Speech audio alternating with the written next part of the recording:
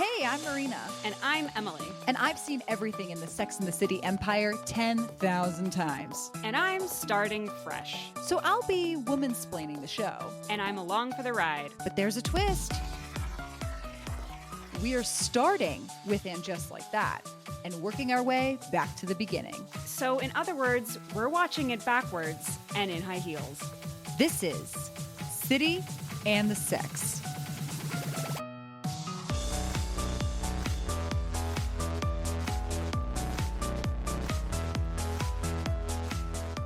Welcome back. Welcome back to our first episode of the actual OG Sex and the City show.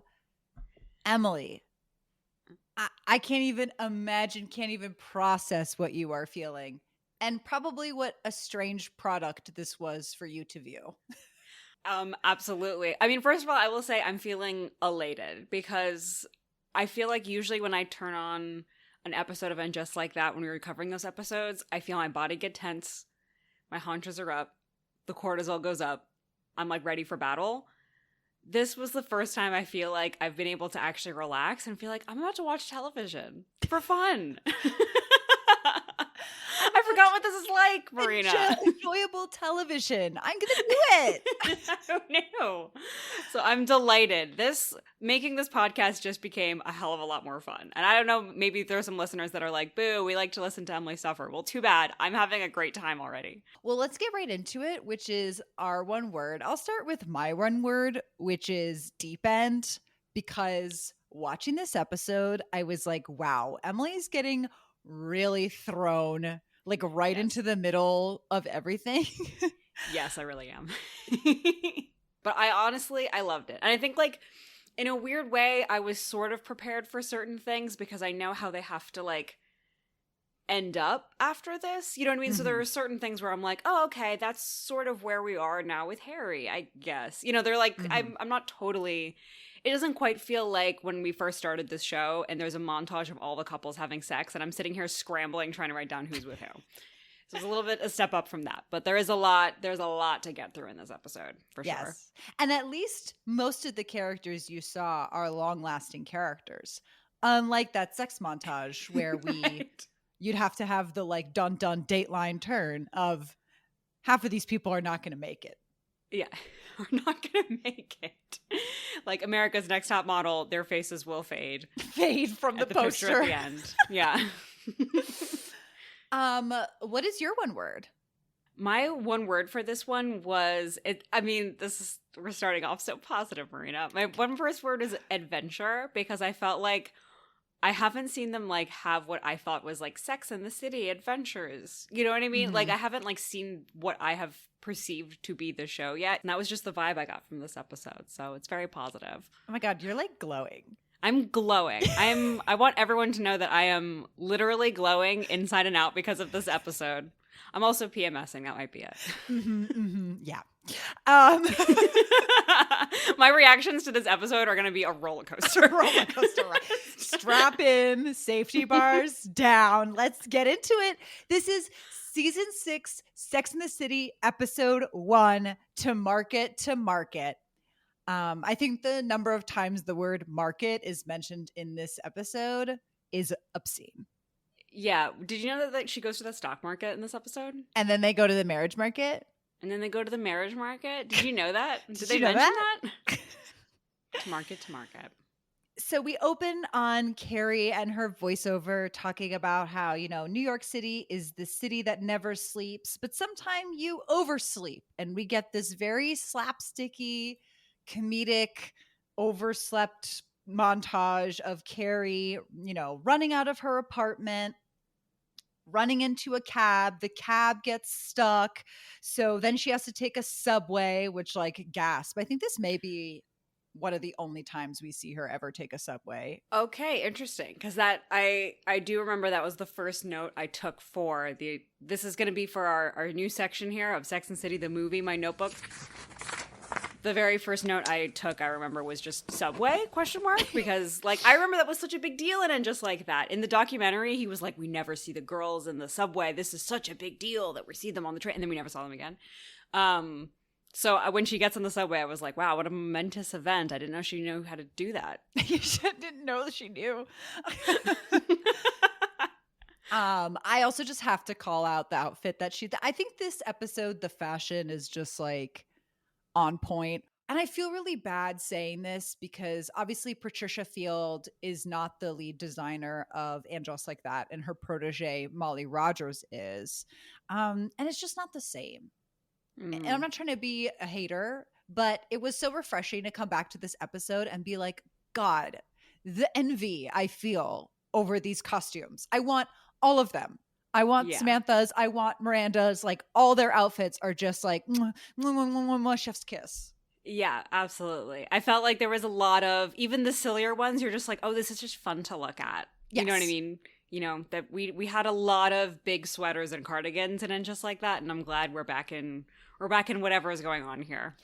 Yes. Well, she goes to ring the bell and she's so excited, and it's a very energized start to the season. And then this is a hell of a way to open a season. She's ringing she's ringing the stock market bell because her newspaper has gone public and they've invited her, a columnist, to be the one who is ringing the bell. If I worked at that paper, like if I was like a beat reporter that had been in there for like 20 years or whatever, and then the sex columnist got to ring the bell, I'd be a little PO'd, I'm just saying. Yeah, I agree. I do kind of feel like in the real world, there would be like 10 people there. Because you'd have there wasn't even like the president of the paper. Yeah. Yeah, it's just her. They literally just sent her. I mean, she is she is in the universe, the main draw to the newspaper, but like, okay. Yeah. Okay. Newsday. Not the editor-in-chief. Yeah, no. This lady? He's a small fry. Yeah. That's definitely everybody back in the office of the New York Star being like, oh, at the water cooler that morning. You know what I mean? Yeah. Carrie Bradshaw doing the got to ring the bell. God. Yeah. I heard. She sleeps in nothing but a camisole and pearls. What a freak. What a freak. That's how they talk. Yeah, exactly. Yeah. God, I would really, it's funny. We never see the New York Star. Like, I don't think that's a shame. I don't think they ever show us The Office, but that is a sitcom you and I need to write. Are the people who work at the New York Star at the time of Sex and the City who are just resentful and angry. We're just resentful and like increasingly angry and increasingly bitter the longer this goes on. And then they like read her columns out loud in like conference rooms, and then they just rag on her. I would relate to that. This is a sketch series we will be doing. Continue, and I will start writing this down. Yes. So the girls all meet up at brunch, and as I said, everybody's outfit is absolutely just to die for. They all complain about a $20 burger, which, LOL. Funny. And they complain about how Meatpacking District is gentrifying. Oh, yeah. Well, first of all, before that, unfortunately, Samantha drops the T word. Yeah, right off the bat, Marina, I was not ready. I was like, okay, can we talk about it? Because you warned me. You were like, there's going to be some moments in the show that are a little dated, just a heads up. There's like one particular scene, just kind of a vague sense of it's coming. The very first brunch scene, one of the very first lines, possibly Samantha's first line, is dropping the word tranny. And some joke about like a hand job from a tranny. I was like, oh, okay. I did not even, again, I don't get to dip my toe in the pool. I just had to jump right in. I will say, I definitely had to pause the TV and be like, LOL. Like just kind of pour one out for you on your couch at a different time and place, watching the same thing and being like, God, I just yanked her with the cane right into the show. Yeah, like. Yeah, you can imagine my face scrunched up into places I didn't know it could go. Yeah. I wasn't ready. It woke me up. It woke me the hell up. Well, it's funny that you say that because in my notes, I literally just wrote drops T word. Then I drew the grimace face because I literally couldn't find another way to just summarize my feelings, like the grimace emoji. And then I just wrote woke mob because I realized that, like, unfortunately, I think even though Samantha is anti-gentrification, She's libertarian in her way of also being against the woke mob. Interesting. That's such an interesting read, and I can see that. All I'm saying is I feel like Fox News would have loved Samantha. That's like a person they would have just like eaten like soup. You know what I mean? Just like one of those like hot take figures that's like anti-woke mob, but anti-gentrification at the same time. Can't you just imagine she and like Sean Hannity would fucking love each other, unfortunately.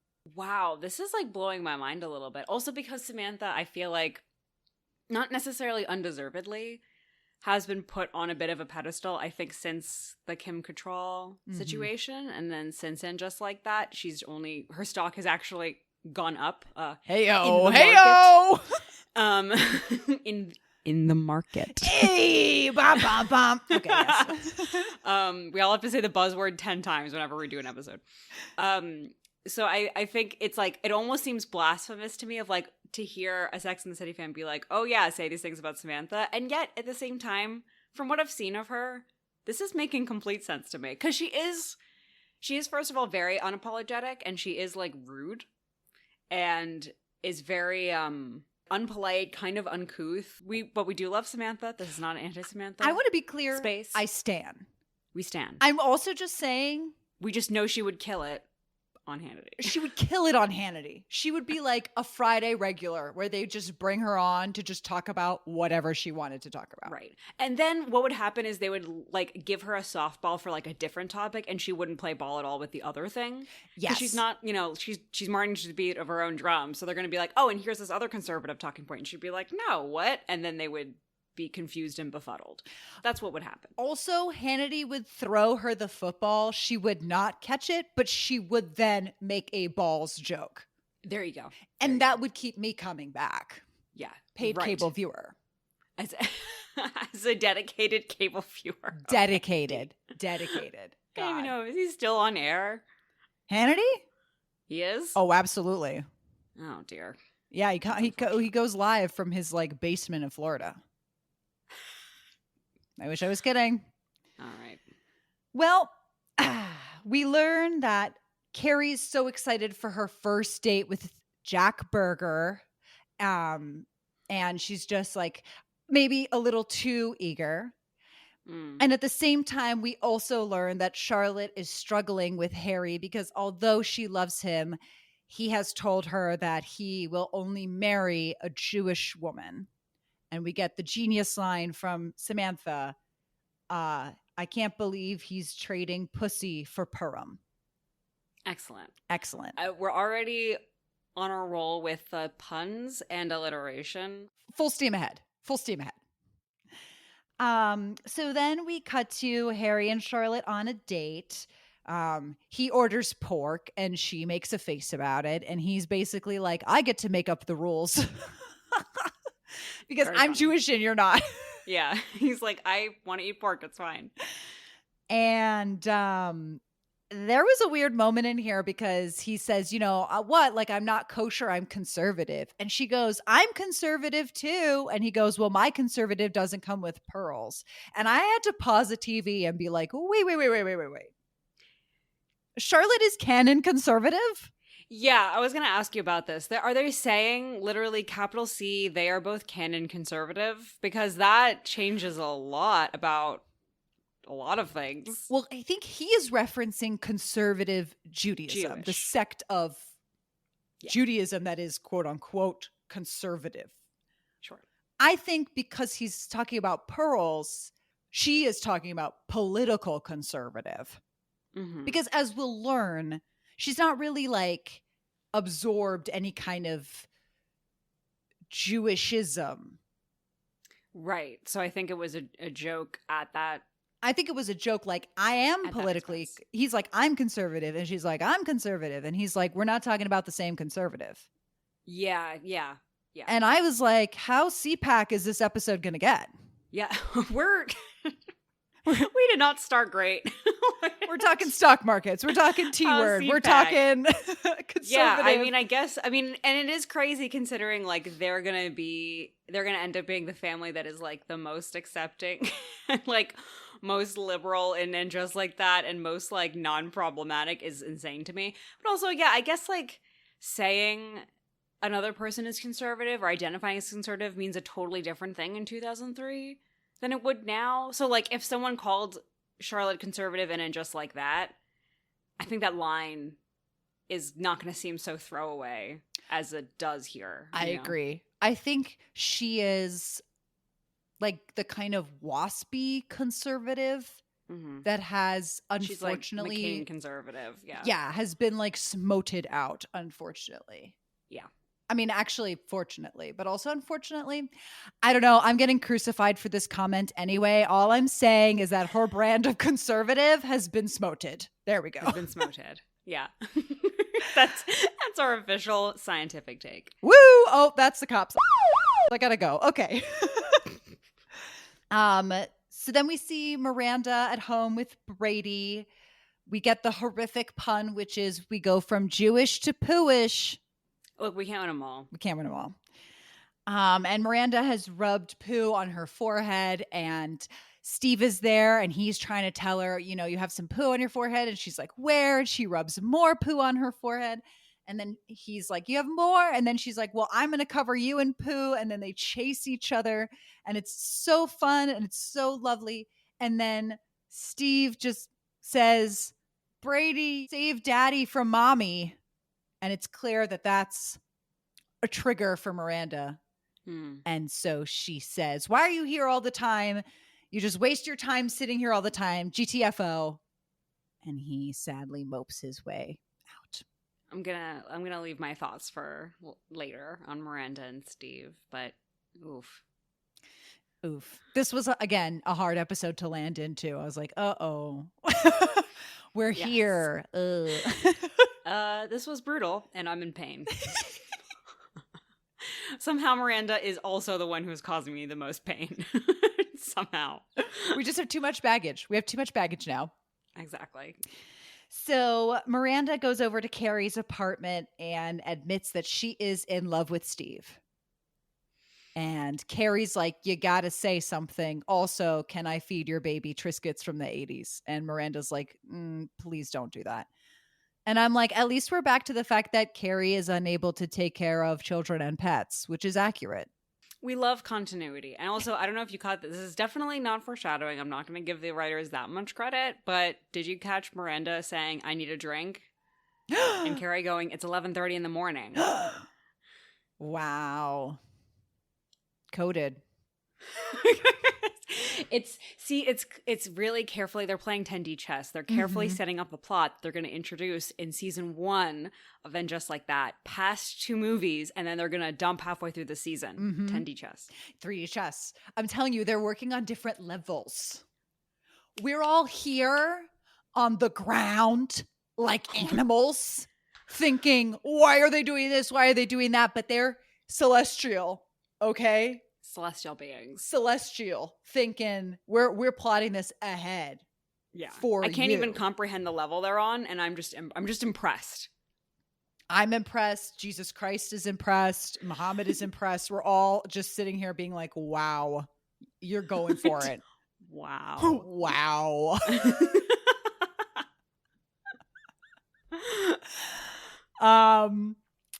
Yeah.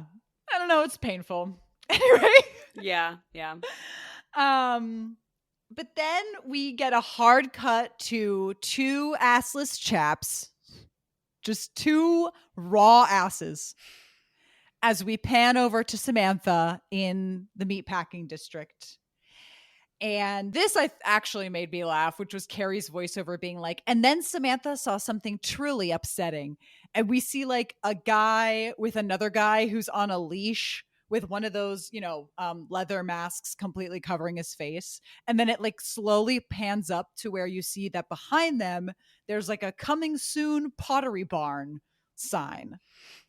Incredible. This to me, this is Sex and the City. Yes. This is cultural history that we're witnessing. Yes. Also, Pottery Barn. Pottery Barn. Where you been, it's girl? So good. No. I mean, honestly, this scene would play just as well today. I would still absolutely laugh at it I mean, it's like, it's so good. It's timeless. I also love that as Samantha's walking through the street, people are like, "Hey, girly," and she's like, "Hey, good to see ya." Like she just knows everybody in meatpacking. Like Yeah. that's How the she's just true like, fantasy of New York City is that you move to a yeah. neighborhood and everybody in your neighborhood just like knows you like it's Sesame Street. Yeah, like it's Sesame Street. You know what I It, mean? I mean, it is. Like, she's like a local legend. You know what I mean? Like, everyone in Meatpacking knows Samantha. Yeah, You know what I mean? that's like God tier. That is God tier. She has leveled up. She's way beyond the other girls at this point. She's like level 50 New York icon. Exactly.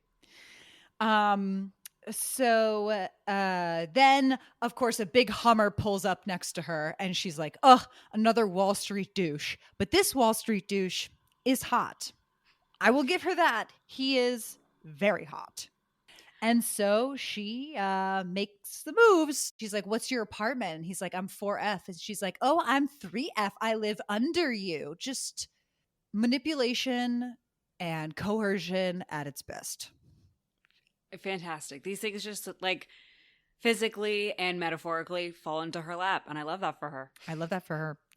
Then we cut to Charlotte and Harry having sex Say yucks. with a bra on. Yeah. A Which, lot like, of bra all sex right. this episode.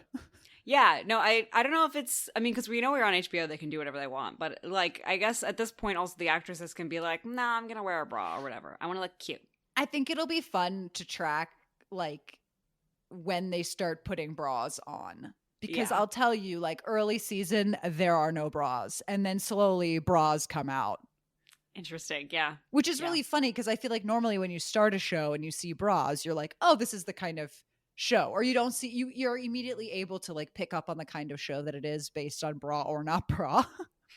There's a math, okay, to how Mhm. Hollywood communicates the sexual intensity of a show by Yes. how much bra or no bra there is in a sex scene. Let's be clear. Correct.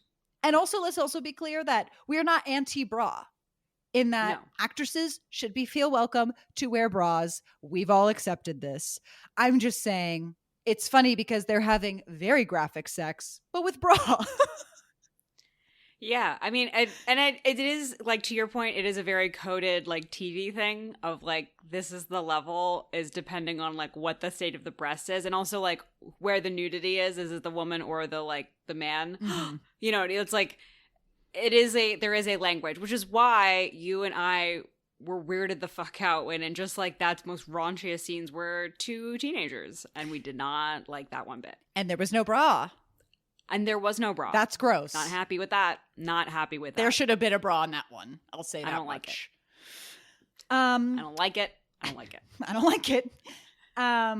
But here in this sex scene, Charlotte coyfully, flirtily is like, "Is it really such a problem that I'm not a Jew?" And Harry's like, "No, it's not a problem at all." And he comes. And then they wake up the next morning and Charlotte's like, "I'm so glad you're over that Jew thing." And he's like, "I don't know what you're talking about." And she's like, "You said you were over it when we had sex." And he basically says, "I'm Jewish. I get to make the rules. You can't ask me that when we have sex." I mean, it's true. And she's being sneaky. You know, you can't ask for things in the middle of sex, but like, you know, nice try. Nice try. Nice try. That's non-binding. And we learn that he promised his mother that he would marry a Jewish woman, and that's why it's important to him. And Charlotte has a moment of terror about this mother, but then we learn that the mother is dead, so it's okay. And then he mentions that his members of his family were in the Holocaust, and Charlotte's like, "I guess I can't say anything now because you brought up the Holocaust." This is very funny. I mean, I'm sorry. You know, I'm like a Charlotte Homer at this point or whatever, but I'm ready for her character's descent. I've emotionally prepared myself. I know it's coming. But can I just say, all of her scenes with Harry, a delight. They're funny, and like their banter and their issue isn't ever mean or isn't ever like really that heavy. It like strikes the right tone of like, converting to Judaism is like a serious thing and it is a big decision for her, but they're able to like accelerate and decelerate on how silly and how serious it is.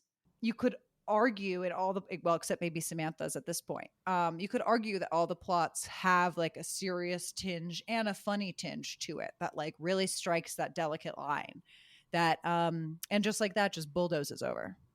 Yeah. And then reverses over the wreckage. Yeah. And then like backs up and then accelerates again over it. Again. Just There's to a make sure it's 3-point dead. turn. Yeah. And then goes it back does a over 3-point turn in the bulldozer over the wreckage. So then, as you said that, I was just gonna say the construction just started again outside. I don't know if this is getting picked up at all on the mic, but literally as it like felt like you were doing like radio play, like you were describing it to me, and the jackhammer just started. Yeah, this is NPR where we now are gonna drop in like atmospheric sound effects to like put people there. Yeah, the sounds of like the street. Walking in New York, the subway. As Anne just like that absolutely gut fishes any semblance of morality. You'll hear fish guts slap against a wall. And you're like, wow, this is so great. I should donate to public radio. Mm-hmm. Yep, keep it alive. Hashtag just do it. That's that. Yeah, you should. Everyone should be doing that. Also, subscribe to our Patreon. No, also, like and favorite and subscribe and tell us how beautiful we are. Okay, so Berger calls Carrie. It goes straight to voicemail, but this is back in the days where you could like hear your voicemail and screen voicemails. I miss that. And he says, "Hey, Carrie, it's Jack, but not Kerouac." I hate it. Marina's just shaking her head in case anyone... I'm sure you all could tell based on how she said that. I just want you to know, visual confirmation, she was shaking her head. I really am going to do my best to hold my Berger thoughts in, but I could write a PhD on this man. Oh. I could. He is my favorite of Carrie's boyfriends, not because I like him, but because... he is a character study that lives on to today. I'm so intrigued. And that's all I'm going to say about my thoughts on the man for now. Oh, I'm so excited. That was such a good tease. I did feel like they're a good match because I feel like their humor is the same, which again doesn't necessarily mean I'm enjoying jokes like not Kerouac, but like they talk the same. Yes. Do you know what I'm saying? They are. It is a study of that Seinfeld episode where he dates the woman that's exactly like him. Yeah. That like eats cereal like him and like kind of talks like him and like has his opinions. Like, I think the point of Berger is that he is the most, you know, he's her age. He's kind of her contemporary. You know, they're both writers and whatever. So it's interesting because yes, they are like very well matched in their repartee. But anyway, he calls. I'm very intrigued. To also, I miss voicemails. Just want to say that before we move on. I miss that. I know. That's so fun. I miss having the landline and just having, you know, leaving a voicemail and also like have it be like in your machine. I don't know. Yeah. We lost something. I also though will say that I hate a voice memo. Do not send me a voice memo. No, that does not replace it. I don't understand why people have opted for that. I think it's because they're missing voicemails. Yes. And they don't realize it. And so they're trying to fill the void with the voice memo. But I don't want that. He, you know, begs for some voice on voice action and says, he says like we should go do like dinner and a movie. And there's this movie, Craig's Room. Everybody says that they love it. Why don't we go and hate on it? And I was like, there's a part of this man that I like, unfortunately. Yeah, you're like, all right, man. You're going to make me look inside and my demons. I see. I see, right in their eyes. Yeah. And they're hungry. Okay. he feels like the kind of guy I really... He felt like someone I would have met in college. You know, it was like let's go to this movie and hate on it. I'm like, that is a college bro, like, move. I think he's the most, like, relatable man on this show. In terms of like all the men on the show have an element of fantasy to them, I feel.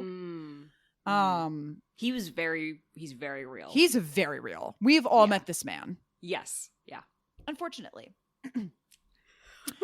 So Carrie goes to brunch with the girls and she is just gushing over Burger and how excited she is about Burger. I do want to call out here that Samantha is wearing a sweater and the top of the sweater has a bunch of banana prints like on it. Yes. 10 out of 10. What? Yeah, and they're also like banana prints that are kind of like pixelated and like 8-bit. Yes. I was like, my God, where she's ahead of her time. What is this? She is a tech female boss. Yeah, she's an e-girl. Like, what is that? E-girl. Cute bananas, cute pixel bananas. Get on Twitch. Carrie laments that some other guy has also asked her out on a date, and she holds the theory the only way to get a date is with another date, which is an interesting theory. I have found this to kind of be weirdly true, and I don't really know what the science is, but she is correct in that I feel like it's either, man, I'm really trying to get dates and it's not happening, or it's like when I've gone out and been like, oh, I'm gonna like start meeting people, and I like get someone's name at a bar or whatever, all of a sudden, everyone at this bar is like flirting and talking and getting it's like it only comes in waterfalls, you know what I mean? And I don't know what is, maybe there's some weird scientific thing that it's like your pheromones are being released at once, and it's like all of these men just suddenly become interested at the same time. It's fascinating. It's fascinating. I don't know why people aren't studying this. Yeah, get on it, please. Like, our greatest minds, you have figured out COVID. We have like an over-the-counter med for it. That's great. Put that down. I want you to work on this now. What's going on? What are my pheromones doing? Why is it that when it rains, it pours specifically in the male department? Yeah. But Carrie's very clearly tweaking about this date. Charlotte's like, how many outfits have you bought? She's like, 6, all returnable. Cute. So Charlotte basically is like, you need to go on another date to get out your date energy before you go on your burger date. I think I'm sorry. I'll stop shilling for Charlotte. I just need to like point out whenever she says something where I'm like, okay, that's interesting. I think that was actually good advice. That's like the only actually like solid advice for someone like Carrie, who's so like, she's so like lowercase r romantic. This is great advice, is to be like, actually slow down, see someone else, and then it doesn't mean the other person will like be the one, but like, you know, maybe it'll give you some perspective, you know what I mean? So, and then if Burger ends up being a dud, then you already kind of have a backup rather than just being devastated. So that's, I think Charlotte, who is like not good at dating from my understanding, seems to understand. Well, I'll leave that at a no, Emily. Is good at dating. I would fight that. Yeah. But you don't have, but it's inappropriate for me as the teacher to fight a student on something that they lack information of. So we will get into that later. But do remember that. She's got layers. Okay. Layer. I have no idea. The more I learn about what I'm supposed to be surprised about, the more confused I am who this person's going to be. I'm so scared. Get ready. Okay. So then we get to Carrie writing her column, which is like an integral part of every episode. There's always this moment where she like sits down to write her column, because the idea is every episode is a column. And she always ends with a rhetorical question. So here she says, I couldn't help but wonder, why do we keep investing? Because her column is all about like the marriage market and the stock market, and the market and dating are the same because you invest, and then it goes to crap anyway. And she asks the question, why keep investing? To which I say, to make more money, ma'am. To make more, for the dividends. For the dividends, bitch, for the ROI. Come on now. Next question. You opened the market. Ma'am. Are you backing the economy or not? Oh, well, at one point, I think at brunch after she opened the market, when they were all talking or whatever, she was like, yeah, do you invest? And Miranda's like, no, it's too volatile. I keep it all on my mattress. And I was like, what is going on, people? It's 2003. Yeah, that was pretty The financial crisis hasn't even happened yet. And they're like, I don't understand the market. It's too volatile. I'm like, where are we? How do you people make money? Yeah, I do love the idea of Miranda just deciding to pull all her money out of the stock market. Yeah. Like, what? Ma'am, put it in an ETF. Okay. Yeah, exactly. It's just not invested anywhere. This is where we step in and pull our Jim Cramer and say that we are not giving any financial advice. Didn't I say the last time I brought up Jim Cramer is that my dream is that everything I say has a disclaimer that I have no legal or financial authority whatsoever? See, there you go. The dream is being realized. Dream is being realized. We're giving bad money advice. Oh, Jim, when are you going to call us? Okay. So Miranda, woman behavior, is writing out the monologue that she is going to say to Steve to ask him out for a date, which is like such a simple task, but obviously she's so nervous about it. We have all been here. I've written many a monologue to read on the phone. I've written many a breakup monologue. Don't challenge me. I'll do it. Don't challenge me. Look, when Marina and I get a notepad and a pen, we're fucking prepared. This is woman behavior too. Is like you need to write out your thoughts because you're having too many thoughts. Yes. And then you'll just like fuck up on the phone, which is what she does, which is incredible. I love the jackhammer is going like crazy right now because it's like it's some guy being like, yes, slay, ladies. I also love the like fake happy voice that she puts on, where she's like, "Hey, Steve." It's kind of like the smile thing you pointed out in And Just Like That. That was like creepy and disturbing, but here is utilized well. That is such a good callback. This is the same thing, but here it makes sense in context and it's played for comedic effect. We're supposed to think this is a really goofy voice and it's really silly and embarrassing that she's talking like this. And then in Just Like That, it is the exact same thing and we're supposed to think it's normal. Like completely normal behavior is to use this manic voice or whatever. Very good callback. Thank you very much. We're going to keep shitting on it just like that as we get more and more into this. I have a feeling. That will never die. And Emily's the smartest person I know. Legally, Jim Cramer disclaimer. Jim Cramer disclaimer? Did you just come up with that? Write that down. Oh my God. Call 911 and write that down. We should record at the end of this, one of us going, Jim Cramer disclaimer. And we're having a sound effect. Anytime we need to do a disclaimer, we're hitting that button. We're hitting that button. Oh my God. Jim Cramer disclaimer. God, print shirts. Come on. Get the factory going. Get the Etsy shop open. Get the Etsy shop open. Oh my God. Incredible. I'm crying. I'm puking. I'm shitting myself in this chair right now. Jim Cramer disclaimer. In this stock market episode, you're too smart. It's so hard having all these thoughts, Marina, all these big brain thoughts. Listen. It's so cumbersome. My head is so heavy. It's too big. It's too big. Brain is too big. That's why we have a podcast. It's why we have a podcast. We have to share our big brain. Share our big brain thoughts. So many big brain thoughts. For those who are still listening, Emily and I are just mirroring creepy doll behavior at each other over the Zoom. Yeah.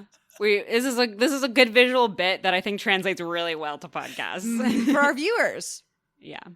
Well, for our viewers. Samantha goes to the Wall Street guy in her apartment and presents him with a gift basket. A gift basket that contains all the essentials: cheese, prosciutto, condoms, and handcuffs. Incredible. Why are more people not doing this? I would love that. I was just going to say, clearly 2003 is a different time because I'm like, where did this go? What happened? Is it just because we're all poor now? Like, this is amazing. First of all, just the concept of giving a gift basket to a neighbor, that has died because of the phones. I said it. Yeah. I said it, okay? The screen time is ruining him. Okay, but the gift basket has died away, and that's tragic. And the fact that you would just put meat and sex in a gift basket is incredible. Because normally it's like fruit and candy and chocolates. No, meat and sex. Thank you. Yeah. It's funny and it's clever and it's like, yes, thank you. This is what I want. It's just great. We should put the phones down. This Live is in our the moment. PSA for the lonely epidemic in this country. Put the phones down. Go to Zabar's. Buy some cheese and prosciutto. And then turn around and go to your local sex shop and get condoms and handcuffs. Just do it. Nike. You'll thank us later. You'll thank us later. But yes, we should all be doing this. Also, he answers the door in just a towel, and he has the great line of like, you know, if I reach out to grab that basket, my towel's gonna drop. And I don't remember exactly what she says to him, but basically she's like, good. She literally says something, I think that was along the lines of, well, I'm not an idiot. Or like, well, I'm a smart woman, or something like that. And I then love it. We hard cut to her giving him a blowjob. Yep. He comes in the most stock finance bro way, which is by going, yes, yes, yes, yes. It's so funny. Incredible. Fist pumping the air like, yeah. She lays down next to him and he's like, here's a tip. Buy some stock in Elan Pharmaceutical. This man is amazing. Yeah, fantastic. I don't have a single note for this man. This man's incredible. I live in New York. I have tried dating finance bros before. They all combusted in flames. None of them were even a 10th% of this guy. And that makes me even more upset. Yeah. What a waste. What an absolute waste. This episode, we're really righteous in this episode, okay? Because here's my PSA to the finance bros on Hinge in New York City. Get him. Fucking watch this episode and get it together, okay? I'm coming to you with program. cheese and prosciutto and condoms, and you better give me some fucking insider trading fucking tips. Because guess what? Inflation's high right now. And I fucking need it. Guess what? Wages have stagnated and the cost of living has not. Guess what? Student debt is at an all-time high. And sorry, Biden's forgiven some, but not all. So take your fucking prosciutto and your fucking blowjob and tell me what to sell. And give me a fucking tip. Fucking help a girl fucking out, okay? Because the market's volatile. Useless man. I don't want to keep the cash in the mattress anymore. I don't care about your vest over your button-up shirt. Nope. Is it Patagonia? I don't even want to know. I don't even want to know. Just give me the tip. Oh my God. What a great PSA to the Hinge finance bros out there. Just watch this episode and be educated. This is where we issue our Jim Cramer disclaimer, which is that inside trading is a federal crime.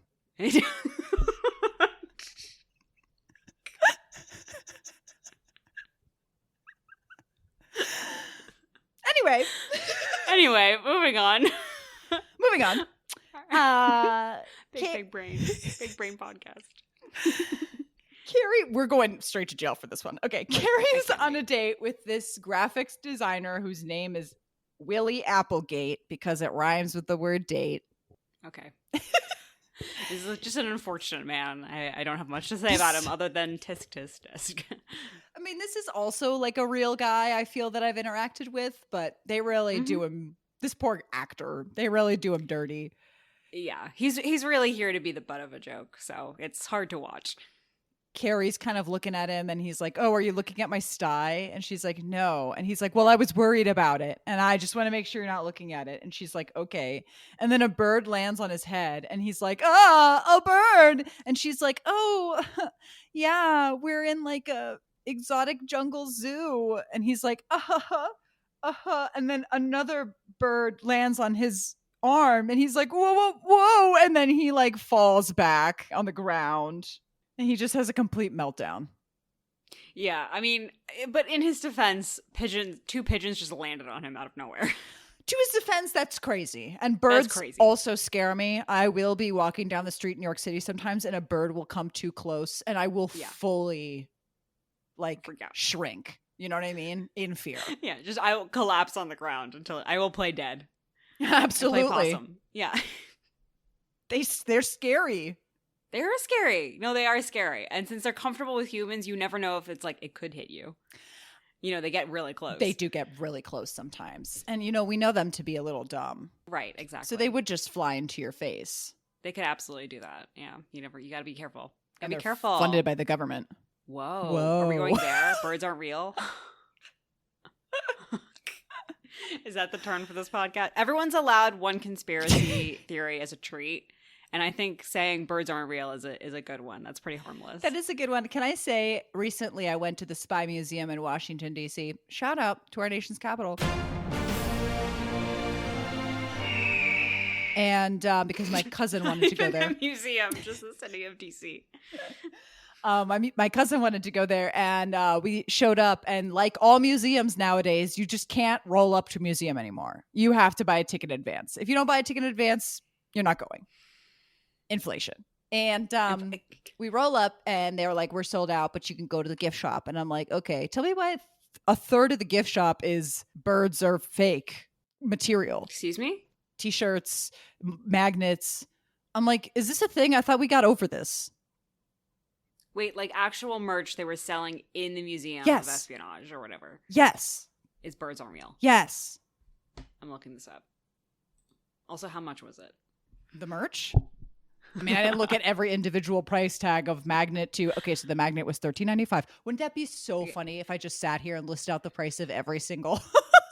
Yeah, you were like, so here's what I bought. The magnet was this, the shirt was this, the bag was this. Listen, I'm Rain Man in one very specific way, which is the cost of the merch at the Spy Museum in Washington, D.C.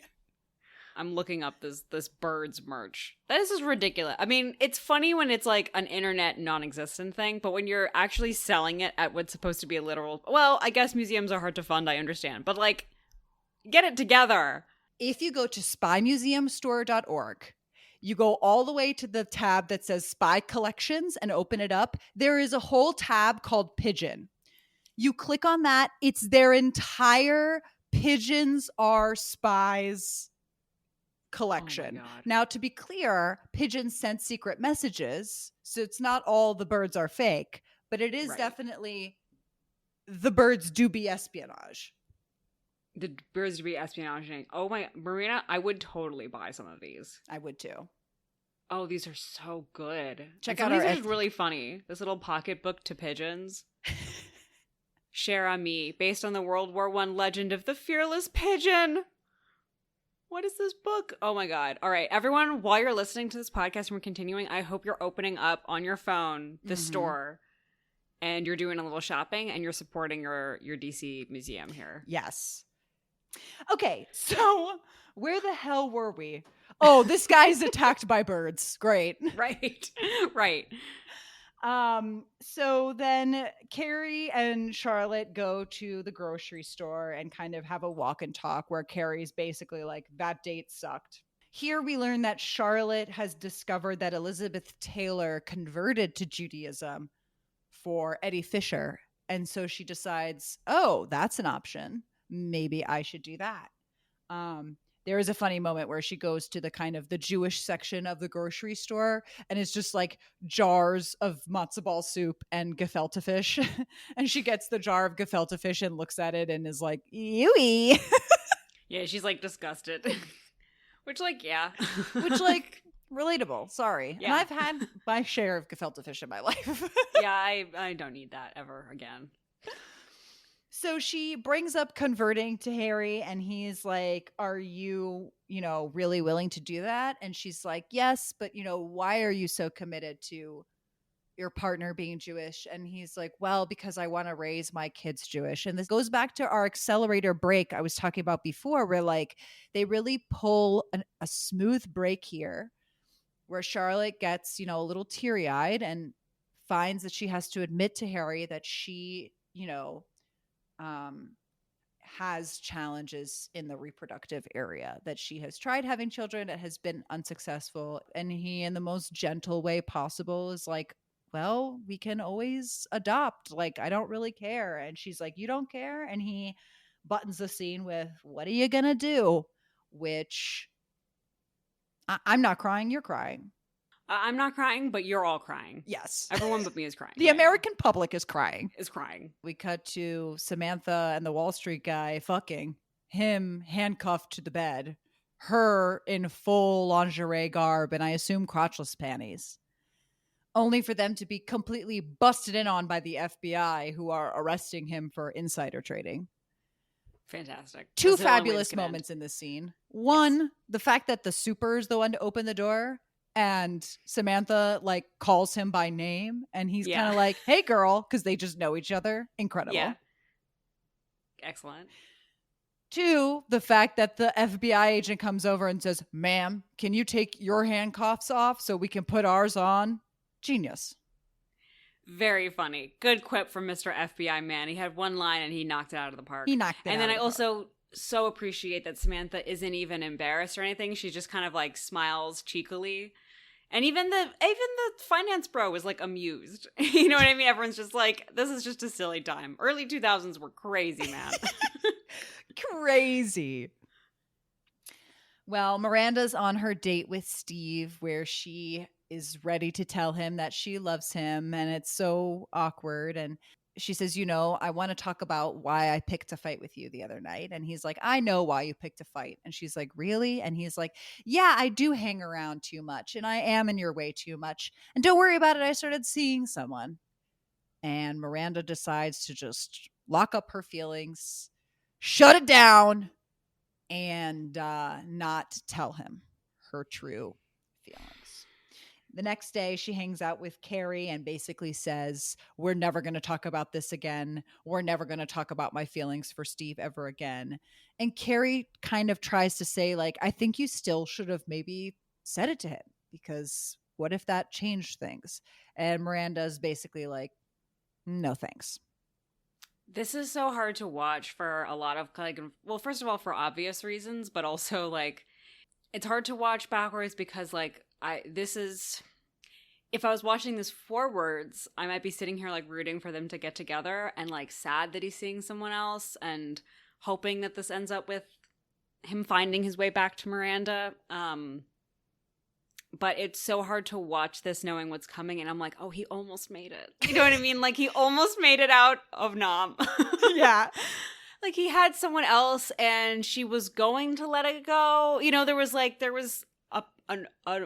a path here that I know he's not going to take. The last time I see them was the movies and they're already together. So I didn't expect them to not be a couple at the beginning of this. So that was a surprise. And it really made the line later hit, it's during the divorce scene, basically. And just like that, where he says something like, if this is it, then it's got to be it because I just can't do this anymore or something like that. Mm-hmm. And now I see how often Miranda has like pulled him back into her life just to dump him later. I mean, it's like the stock really was never very high for Miranda, but it's really hard to watch this and feel sympathetic knowing what's coming. Yeah, it only gets worse. I know, because they're gonna be together in the movie. Oh no, I'm saying it gets worse before then in this season, but no, we'll get there later. Okay, so then the focus turns back on Carrie as it always does, and I want to point out at this point that Carrie, Sarah Jessica Parker, Patricia Field, one of the three has a fucking fetish for bobby pins. They are jamming so many goddamn bobby pins into her hair every single scene. And I'm like, get them out. They don't look good. And they're like the black big bobby pin. Yeah. They're not even like the blonde one. So they're just, you have to look at it. And I think it's ugly every time. It doesn't make sense. It doesn't make sense. They're not holding anything. They don't hold anything. They're not holding up a half do, which is what they're doing half the time, which is a fucking lie. I've said it. Fraud. It's a fraud. I mean, like, fraudulent. Look, if those pins are carrying actual hair and doing anything helpful, then birds are real. Okay? Exactly. Please. Please. I'm not an idiot. Wake up.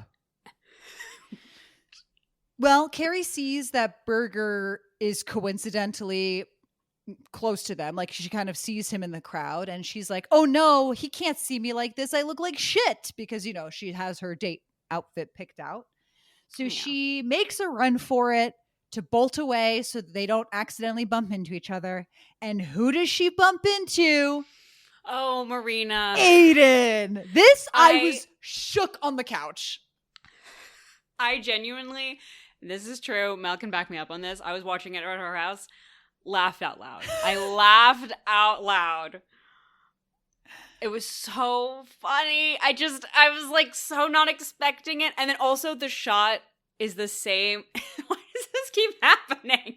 Is the shot that is the same as the second Sex and the City movie where she like runs into him in Abu Dhabi. And he's like standing there with his like back to her, like bartering for a rug or something, and kind of does a double take over his shoulder and then notices her.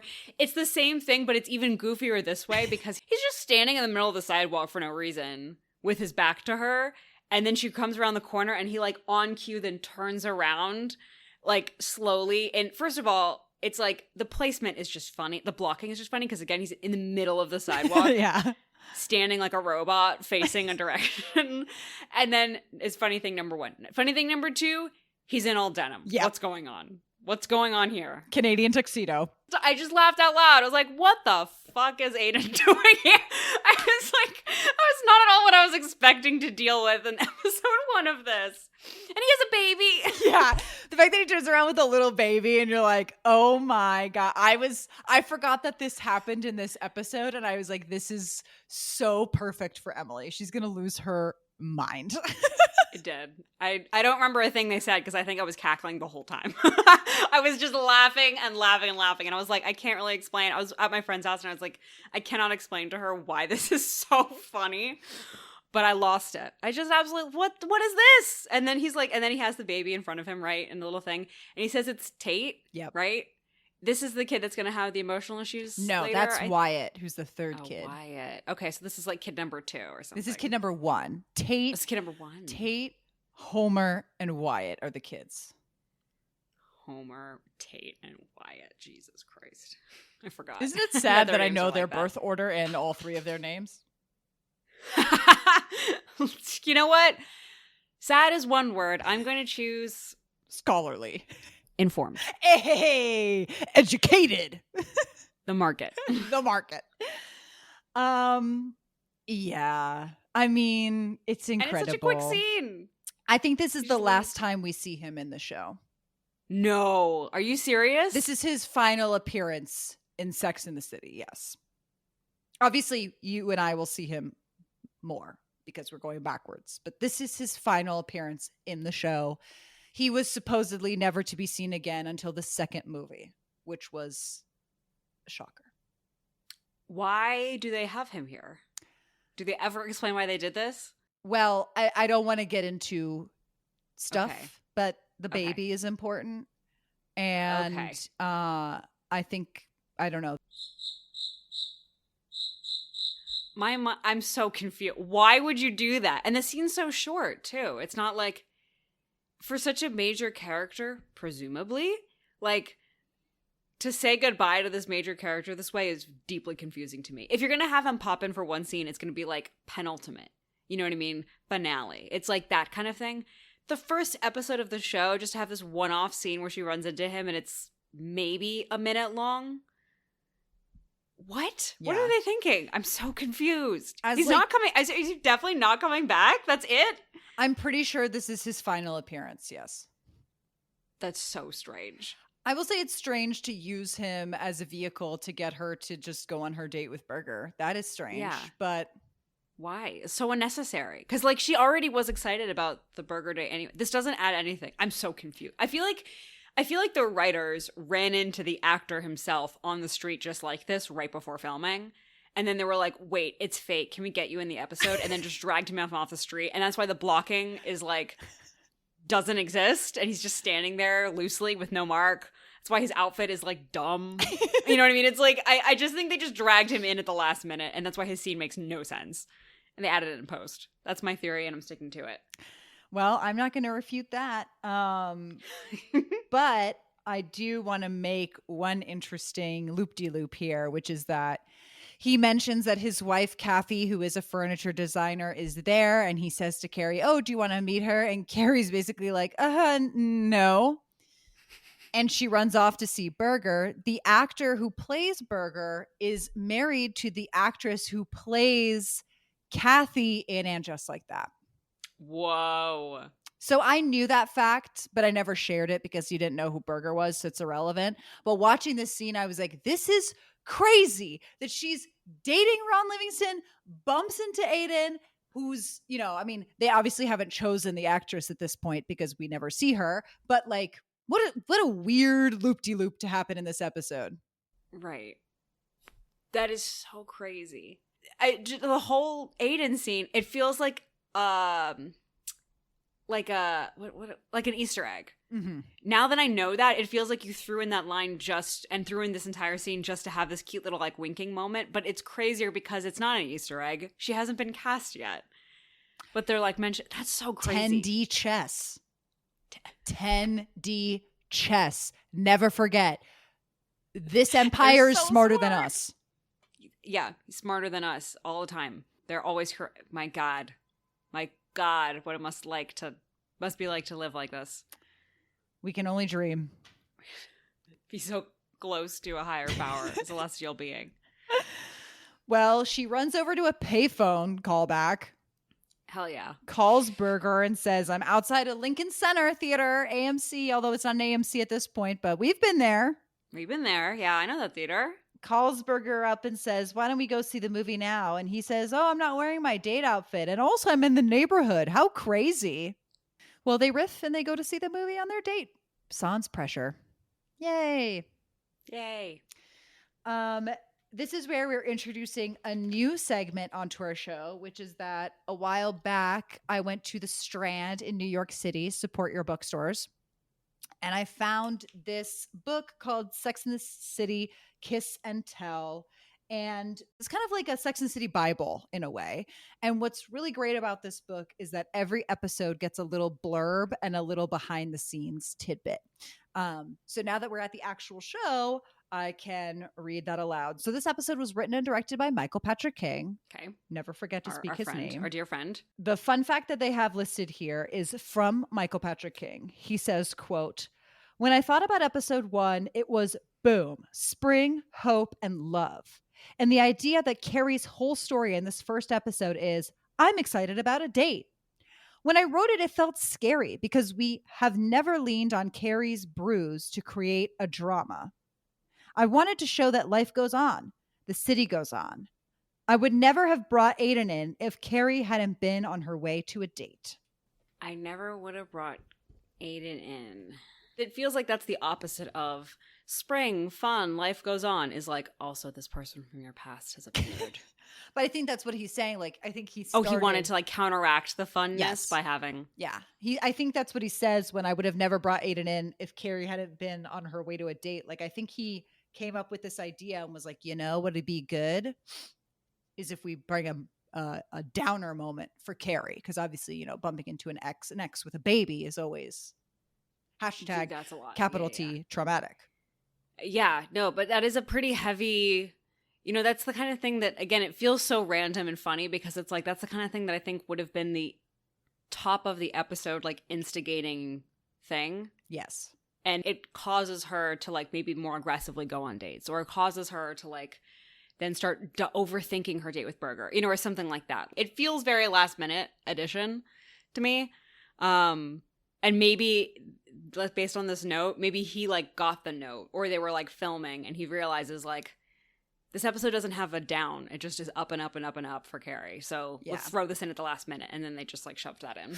Yeah, I agree. Because I feel like her down is that shitty date with the graphic designer. Yeah. And then we get a worse second beat of that with Aiden. Right. Exactly. But and the first date made sense. The Aiden thing is very out of nowhere. And could be inserted at the last minute based on how it's shot. Yeah. And what they say. Well, and that is the episode. We end all of our podcast episodes the same way, with our high and our low, our rose and our thorn. Well, let's start negative as we always do. Emily, what was your get them of this episode? I can't say I didn't like this and I hope we never see it again because I know that it's coming again, but it's got to be that opening line saying tranny. We're going to put that in the bin. Yeah, that's pretty right rough. Off the bat. I was not ready. No one should ever have to be ready for that. I think mine is going to be bobby pins.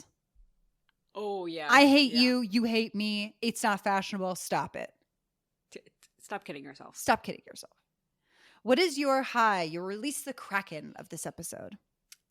It's gonna be that dialogue that I loved with Charlotte and Harry. That scene where she tells him she is reproductively challenged, and he responds in, kindly. Mine's going to be the gift basket. The prosciutto. Never forget. Never forget. Mm. Well, this has been our first episode of Sex and the City. Yay! But it's also been season 6, episode 1. We will see you as the season develops. Ooh, how will we change our minds? How will you know? Well, you'll know by subscribing and liking and following and 5-starring, doing all the things that internet people tell you to do. And you're like, that's so annoying. But unfortunately, research has proven that if I do say it, you do it. And if I don't say it, you don't do it. So just do it. And we'll see you next time. Bye.